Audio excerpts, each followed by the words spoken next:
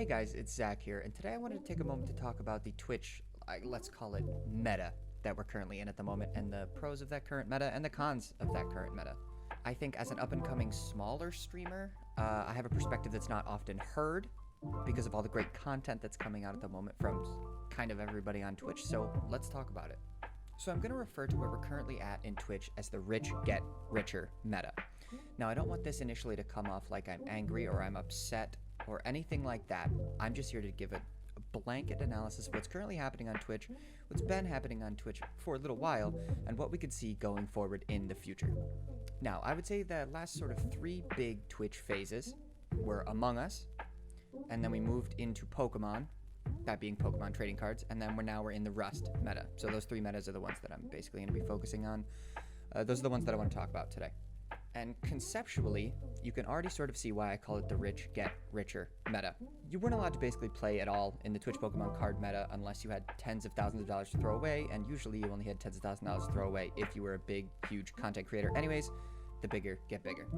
Now, when it comes to Among Us, and when it comes to Rust, these two have a great similarity. Their similarity being that they're closed server multiplayer games. What does that mean?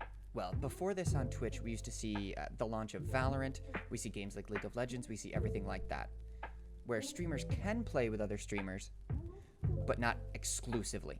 What we're seeing with the start of Among Us is you see a closed lobby with 10 streamers. That's it. You get to see all your favorite streamers from their sort of streamer circle or their inner circle, and that's it. And it's the same with Rust. It's this one server, this one and only server that is its own completely enclosed invite-only space that only the big streamers get to play in. Now again, I don't want this to come off as frustration because the crux of it is the content that we got from Among Us and the content we got from Rust was amazing. Rust YouTube might even be untouched. It's so good. Farming Twitch clips, it's unbelievable the content that's being produced. The issue I have with the meta is it's the content being produced by the exact same people every single time. What I mean to say by that is, since it's the same big streamers making content every time, Twitch has lost all aspect of its discoverability.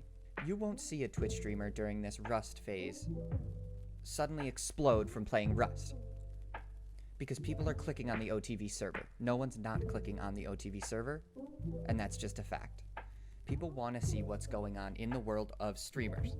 And also, this is not to say this is a new concept. This has always been a concept. When streamers play with other streamers, they garner more views. However, we're not in the when Twitch streamers play with other Twitch streamers meta. We're in the Twitch streamers only play with Twitch streamers meta. And you can see that evident in other facets spreading away from Rust. Even when people don't do Rust. I'm thinking of Ludwig's game show that he hosted with Moist Critical. Chat participates, yes, a bunch of streamers playing a game show hosted by streamers. Or the immense popularity of Love or Host. 10 streamers fight for the love, or host, obviously, of another streamer. And I think the current meta we're in is both helpful and also harmful to content creation. I think, like I said before, it's helpful to content creation because we're getting amazing clips every single day, because there's a reason they're the biggest streamers. There just is. They're the biggest streamers because they're the best streamers. I truly believe that. If you are really, really good at what you do, you will eventually succeed.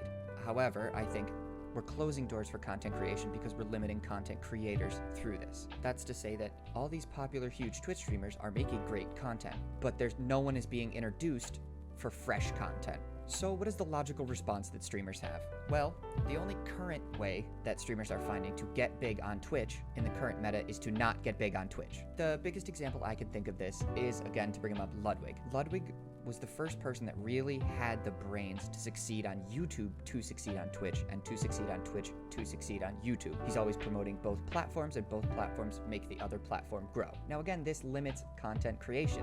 Most people can't drop everything if they want to be streamers. We could be losing out on the best streamers in the entire world, the most entertaining streamers in the world, simply because they now don't have the man hours to not only stream for several hours every single day, which is time enough, but now they have to make a YouTube video as much as they can, and they have to get on the newer platforms like TikTok is very important to get on, Twitter is very important to be on and be on top of. The current Twitch meta, with no discoverability involved, is forcing content creators to create content that isn't on Twitch. It's forcing people to create content that they don't want to create to eventually get to a point that they can create the content they want to create. TLDR, with the example of Ludwig, he was innovative, he was a genius, and that was a way he found to do it.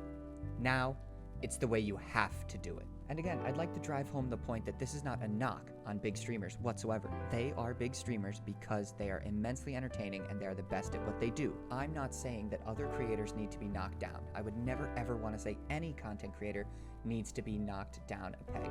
I think everyone has their success if they gained it by legitimate means. Fair. I think everybody has their success because they deserve it. If someone's numbers are exploding at a rapid rate, it's probably because they're doing something right. Either they're favoring an algorithm or they're genuinely putting forth the best content. They're being unique, they're being special. And I think uniqueness is the perfect word to describe what we're losing on Twitch right now. Twitch has always had game metas.